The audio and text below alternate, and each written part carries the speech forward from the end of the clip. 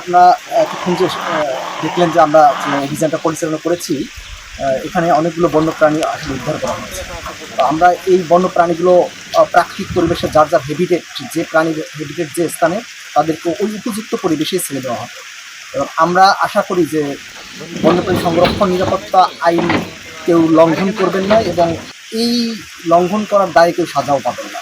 কারণ বাংলাদেশে বন্যপ্রাণী সংরক্ষণ নিরাপত্তা আইন তৈরি হয়েছে এ কারণেই যে বাংলাদেশের প্রত্যেকটা বন্যপ্রাণী যাতে তাদের নিরাপদ আবাসস্থলে সুন্দর করে বসবাস করতে পারে। বাংলাদেশের কুষ্টিয়া বন বিভাগের আওতায় সামাজিক বন বিভাগ দামোদর সেই বন্যপ্রাণী অপরাধ দমন ইউনিটের এই অভিযানের সাথে সম্পৃক্ত ছিল। আমরা সেই পার্ক থেকে আপনার 3টি বানর এবং দীর্ঘদিন ধরে রক্ষিত একটি মিশ্র বিড়াল এবং একটি হুতুম পেঁচা, যেটিকে আমরা স্থানীয় ভাষায় হুতুম পেঁচা বলে থাকি, সেই পেঁচাটিকে কিন্তু আমরা উদ্ধার করেছি এবং এই পেঁচাটিকে এবং এই প্রাণীগুলোকে আমরা এই SFPC দামোদরায় আমরা নিয়ে এসেছি। আমরা এখানে এনে এই স্বাস্থ্য পরীক্ষা করছি। যদি প্রাণীগুলোকে প্রকৃতিতে ছাড়ার মতো উপযুক্ত হয়, হয়তো বা আপনার আজকে রাতে আমরা এই প্রাণীগুলোকে এই চুয়াডাঙ্গার বিভিন্ন প্রাকৃতিক পরিবেশ অবমুক্ত করব।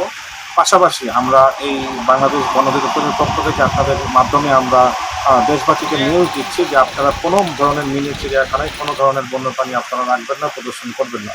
বন্যপ্রাণী আইন 2012 অনুযায়ী এইসব প্রাণী প্রদর্শন এবং রক্ষণাবেক্ষণ কিন্তু আইনত দণ্ডনীয় অপরাধ এবং এই প্রেক্ষিতে কিন্তু আপনার 1 বছরের কারাদণ্ড এবং 50,000 টাকা অর্থদণ্ডের বিধান আছে।